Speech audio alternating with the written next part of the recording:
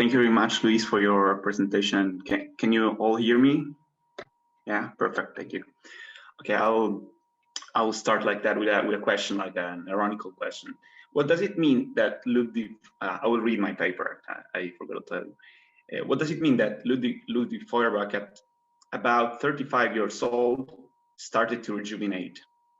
It simply means, playing with the distinction young Hall made famous by Stirner, that Feuerbach was once Hegelian, and during the 30s suddenly slipped into young Hegelianism. But what I would like to highlight with this ironical title I gave is the radicality of the passage, the fracture between two styles of philosophizing, which Feuerbach was one of the first to embody. And although it would be possible to find the reason of this paradigm shift in many Feuerbach's theoretical cores, today I would like to follow experimentally a less traveled path. Althusser, in his work on Feuerbach of 1967, writes that Feuerbach determines his own philosophy in relation to Hegel, trying to overthrow him. Overthrow is in inverted commas, obviously. And this overthrow is operated on multiple levels, including that of the idea-nature pair. Following this suggestion, it could be interesting to consider this peculiar conceptual track of Feuerbach's critique of speculative philosophy, which has traditionally been considered marginal or complementary in its thought, at least if we consider the main anthropological and humanistic themes of its major elaboration from the essence of Christianity on. This, so to say, minor canon of the interpretation of Feuerbach's critique of Hegel and the consequent evolution of Feuerbach's thought obviously involves the concept of nature and its role in the foundation of a new materialism. To avoid misunderstandings, the problem of nature has always been a crucial element in Feuerbach's philosophy. But what I would like to do is to read this development of the philosopher's elaboration from the point of view of the concept of nature, in the light of this concept, I would say. The question could be posed in this way. What if Feuerbach's critique of Hegel could be so radical and in some way definitive precisely because of Feuerbach's paradigm shift in conceptualizing nature? What if the overthrowing of the coupled idea nature was a primary cause of the criticism of Hegel and the overcoming of speculative philosophy, and not a mere consequence of it? Therefore, the aim of my talk would be to retrace the metamorphic process of Feuerbach's concept of nature to show how this conceptual movement could be considered one of the most original reasons of Feuerbach's distancing from Hegel, and thereafter of Feuerbach's own naturalistic humanism. In fact, between Feuerbach's Hegelian phase and its critique of Hegelianism, there seems to be a critical fracture, which corresponds to a drastic shift in a formulation of the concept of nature. This fracture also invests, and I will come on this point at the end of my talk, also invests the field of religion and that of philosophy up to the field of politics.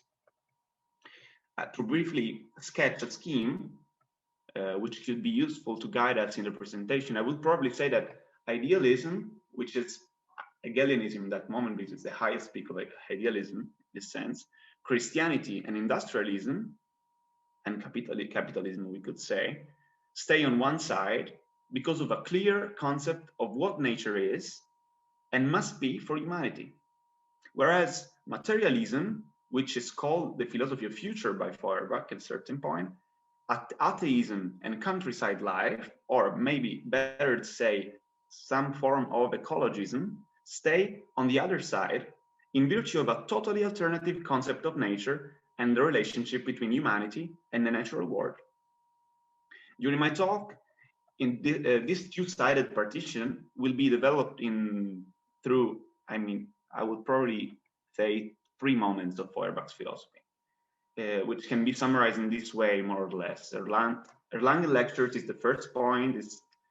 Erlangen lectures are lectures that Feuerbach gave during the winter semester between 1835 and 1836.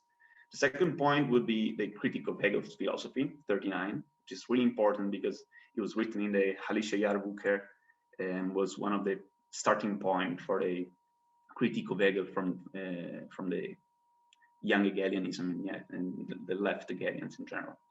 And then the third point, from the essence of Christianity to the essence of religion, is a period which goes from 1841 to 1846. So before I begin a chronologically step-by-step analysis, I would like to introduce this question with a recurring theme in Feuerbach, which we could call Aesopian in the sense of written by Aesop, something that reminds me of the fable of the country mouse and city mouse, something like that. In 1845, Feuerbach was convinced that the only ground on which the individual could subsist without being falsified and without falsifying himself, his own essence, was that of nature. And from this point of view, and it would have been one of the decisive reasons for Marx's critics, history, civilization, and progress are represented, albeit in an ironical and ambiguous form, as renunciations of nature and the present, in short, as alienated forms of life. In this later phase, nature as concept is considered as the material essence and intimate source of life. The concept of nature, in this sense, in 1845, coincides with the concept of substance of reality. But let us proceed in order, since this concept is as I will show, the result of a process of profound conceptual shift. In a letter of March 1839 to Karl Riedel, Feuerbach ironically writes, and I quote from this letter, "The great novelties of human progress were communicated to the citizens by rapid messengers, and to us, country people, instead, per pedes apostolorum. It is therefore not surprising that the countryman, already late on bright, has always lagged far behind the quick-witted citizen." As we can see from the quote, Feuerbach considered himself a countryman, and it was not only because of a matter of fact, because at that time he was living in the countryside close to Bruckberg in Bavaria, but indeed, it's not just a matter of fact, because later on, in the essence of religion, this common contraposition seems to become a meaningful metaphor of the approaches to nature I presented before. In the paragraph 38 of the essence of religion, discussing the differences between the Western man and the Eastern man, Feuerbach traces a parallelism between the West-East pair and the countryman-citizen pair. In fact, and I quote from the essence of religion, the first, the countryman, the countryside man, is dependent on nature. The second, on man. We will see it's a kind of an alienated man is not a man in the natural sense. The first orient himself on the basis of the indications of the barometer, the second on the trend of the stock exchange. The first on the basis of the signs of the zodiac, which always remain equal to themselves, the second on the basis of the ever-changing signs, honor, fashion, and opinion. Only the inhabitants of the city therefore make history. Only human vanity is the principle of history. Only who is able to sacrifice the force of nature to the force of opinion, its life to its name, its corporeal existence to its existence, interpreted and narrated by posterity, is in a condition to perform historical actions. I will come back on the essence of religion at the end of the talk. By now, I would only like to anticipate that according to Feuerbach, the essence of religion in general is the feeling of dependence on something that is different from the man, namely the nature. And if we think about the fact that Feuerbach at that point of elaboration used to consider idealism as a speculative theology, nature must be considered the essence of speculative philosophy as well. It would be helpful to quote the first and the second short paragraphs of the book, which are completed by an important footnote on the concept of nature, and maybe the most explicit formulation of it in Feuerbach. And I read the first paragraph briefly. The entity, I'm quoting, the entity that is different from and independent from human essence, or God, as we discussed it in the essence of Christianity, The entity that has not human essence, no human properties, no human individuality, this entity is, in truth, nothing other than nature. And there it follows the footnote. According to me, nature, as well as spirit, everything is put in inverted commas, is nothing else than a general term we use to design entities, things, objects that the man differentiates from himself and his products, and that he then summarizes in the collective name of nature.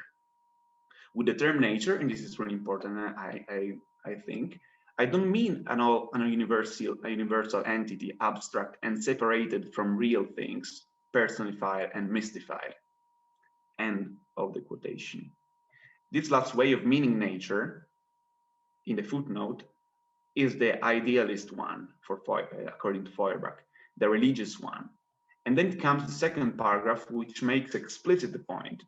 Man's feeling, I quote, man's feeling of dependence is the foundation of religion. The object of this feeling of dependence, that on which man depends and feel dependent, is not, however, other than nature. Nature is the original object of religion, as the history of religions and all peoples abundantly demonstrates. End of quotation. At this point of his own elaboration, Feuerbach has clearly established what the essence of religion is. But in this way, going down the road open with the essence of Christianity, he has found the ontological material root behind all the possible alienations.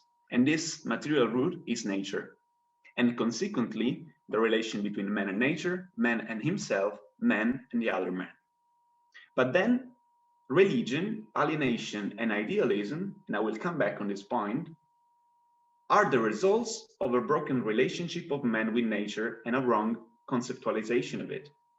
And that needs a reverse process, the so-called overthrow, in Althusserian terms, of progressive disalienation from the Hegelian ontotheology to materialism, from Christianity to naturalistic humanism.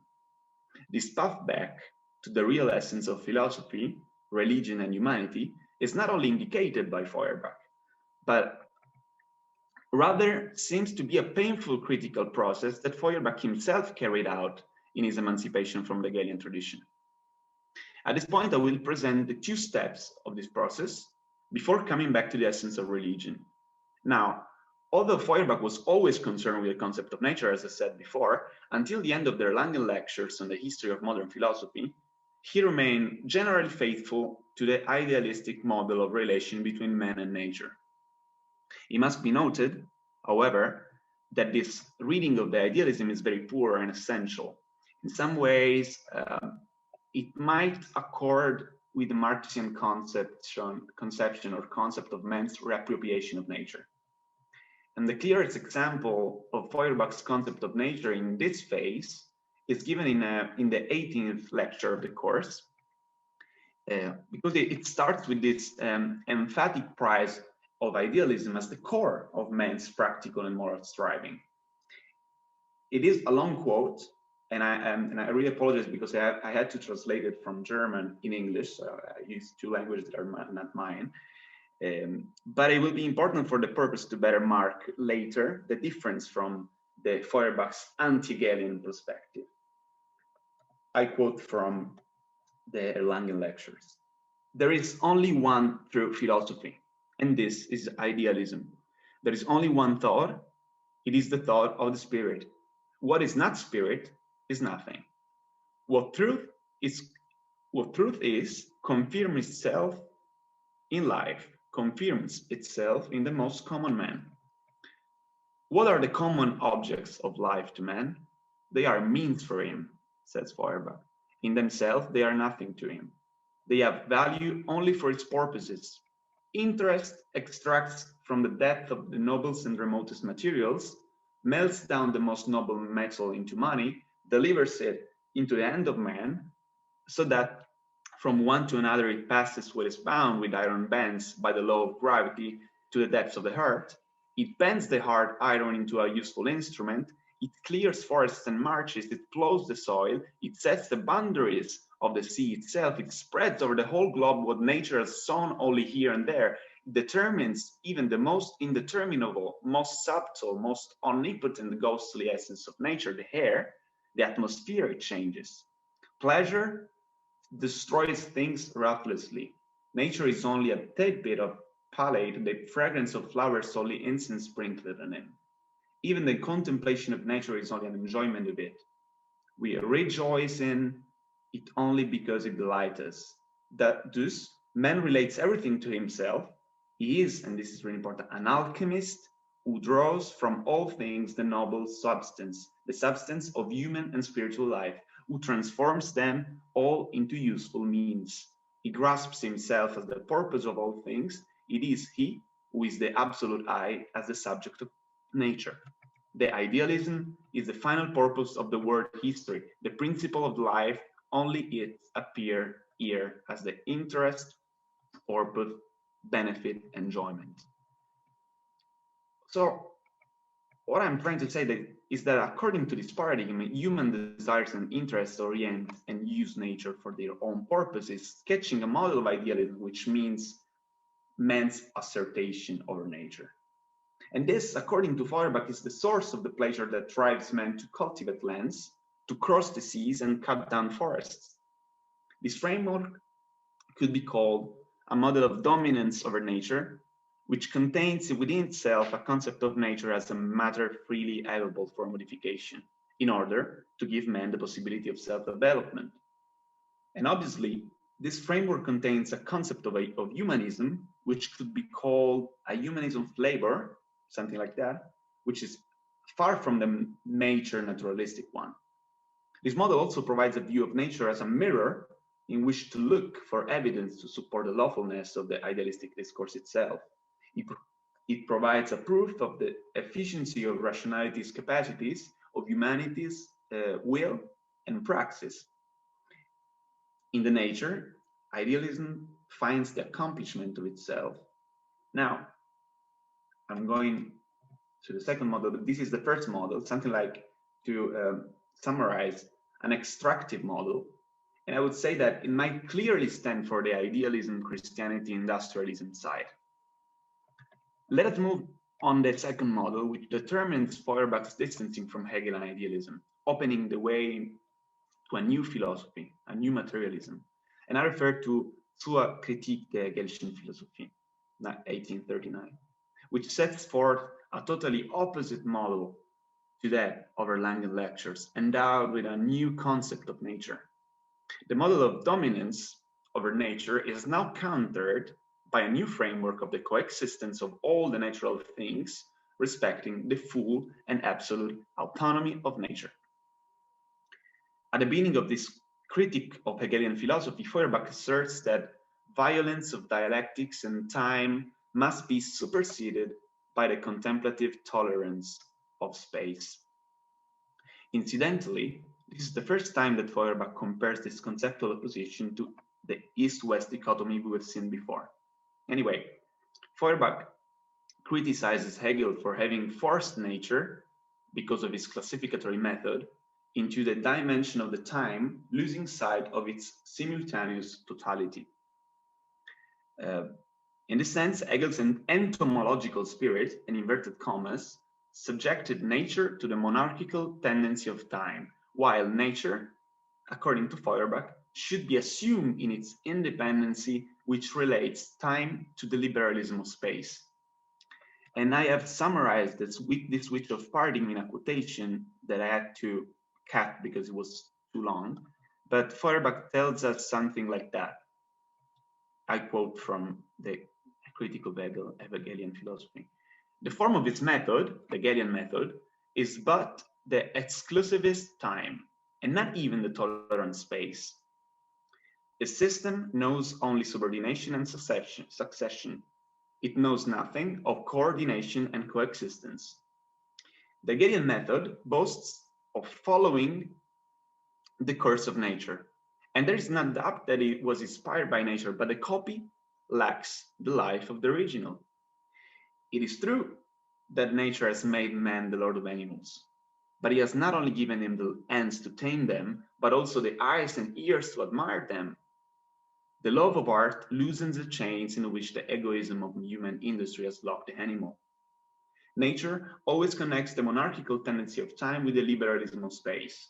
In nature, the degrees of development have no historical meaning at all. They are undoubtedly moments, but moments of a simultaneous totality of nature. Things are different in Hegelian philosophy, which has the form of intuition, or which has as the form of intuition, only time and not space. In other words, what Feuerbach is trying to say is that Hegel's idealism is not adequate for understanding nature and must be converted in a new practical and epistemic approach. He lacks the right concept of nature. Somehow, it is as if the Hegelian method is an alienated copy of the real method of nature.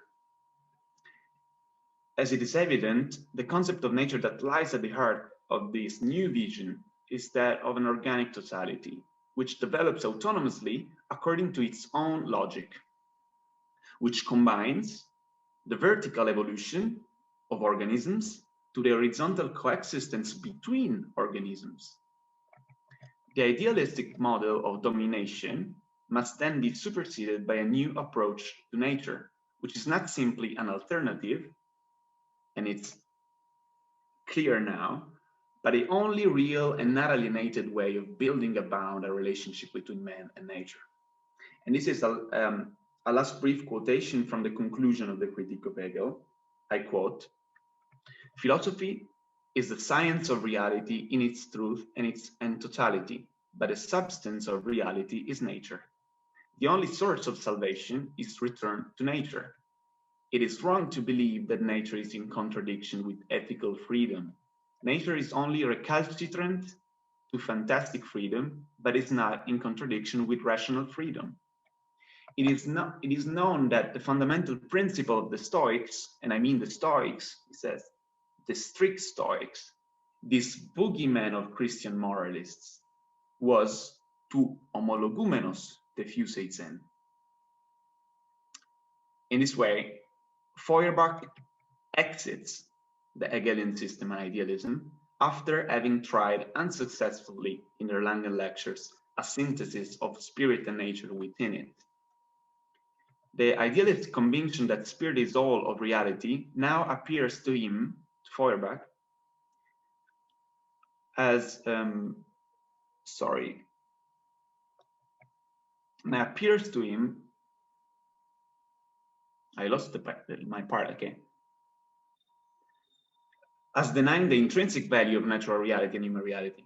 Idealism is nothing but the philosophical expression, according to Feuerbach, of the Christian religion, which considers man as the end of creation and, for this reason, must postulate the existence of a God who's organizing the nature rationally. The realization of this pantheistic natural plan cannot then be sought within the idealistic tradition, since in idealism, but in speculative philosophy in general, I would say, as well as in theology, man and nature are split internally and divided from each other because this paradigm cannot grasp their simple and self-identical essence. As we read, this essence of all the reality is nature, according to Feuerbach.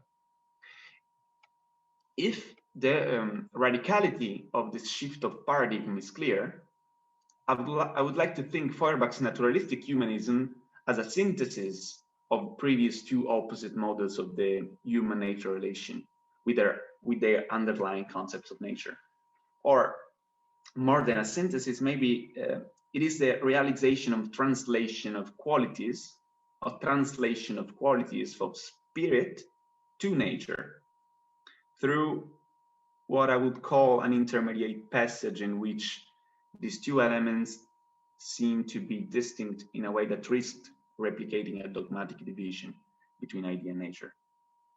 But coming back to essence of religion, I would suggest envisaging the new framework within which Feuerbach moves in the 1840s as, maybe it's a strong term, but I would like to say in these terms, as an ecological model, since it overcomes both the subjective lack of the dominance time model and the objective lack of the contemplation space model, profiling a new kind of synergic relation between humanity and nature. Feuerbach thus would succeed in rehabilitating man's natural elements and rethinking his relationship with nature in terms of a subjective-objective co-construction. The last part of The Essence of Religion seems to retrace Feuerbach's own path and could maybe clarify what I've tried to show. I quote from the two short parts from 2 paragraphs of The Essence of Religion, last paragraphs. When man stands, says Feuerbach, as lord of the fish of the sea and the birds of the air and the whole of the animals that crawl upon the earth, the dominion over nature is the supreme representation and the supreme entity. The object of his worship and religion will then be the Lord and creator of nature, since a necessary consequence, or rather a presupposition of dominion, is creation. And a couple of paragraphs later, Feuerbach goes on in this way. Theism arises only where man sees nature solely in relation to himself. If nature has its end outside itself, it will necessarily also have its foundation and its beginning outside itself. If it is in relation to another entity, it will also necessarily derive from an entity other than itself, and from an entity that is creating it. In creating it, had man as its aim. So as an entity that in creating nature had always man as its aim, had man as its end, insofar as his entity that enjoys nature and uses nature for its own benefit. The beginning of nature is therefore placed in God only when the end of nature is placed in man. In other words, the theory that God is the creator of the world has a foundation and meaning only in the theory that man is the end of creation. In conclusion, if we read the evolution of Feuerbach's thought and return to it in the light of these paragraphs of The Essence of Religion I've read now, it becomes clear that the concept of nature has always, more or less explicitly, played a determining role in Feuerbach's thought. The overthrowing, to come back to Althusser, of the couple idea nature is not a mere consequence of the general overthrow of Hegelian philosophy, but could be rather considered as a crucial reason of this overthrow. The Hegelian entomological spirit, as well as the Christian dogma of the man as general end of nature, is nothing but the result of an alienated relationship between man and nature. If the substance of the whole reality is nature, the materialist philosophy which recognizes it must found its own principle on this new source. Because of it, if man and nature, in inverted commas this time, because in this case, nature is the one wrongly considered by idealism as an abstract concept. But if man and this kind of nature originate from the same source, the ecological model of subjective-objective co-construction is the only not alienated kind of relationship that could subsist. In definitive, idealism's concept of nature was nothing more than a second, or perhaps third-degree projection, alienation, which Feuerbach tried to reformulate in non-dogmatic terms. This reconceptualization of nature gives rise to an immanent model of a two-way relationship between man and nature, which lays the foundation for a theoretical extroversion of the same model on the level of the relationship between the I and the you. This naturalistic materialism achieved through this perspective, the perspective of the overthrow of the couple idea nature, is why I have ventured the adjective ecological in this case. And by virtue of its consequent critique of industrialism and the types of relationships created between citizens, this might also be a different perspective from which to read, and I conclude, from which to read that famous comment by Marx when in the Holy Family he said that Feuerbach had given, perhaps unwittingly, a philosophical basis to socialism. Thank you very much for your attention.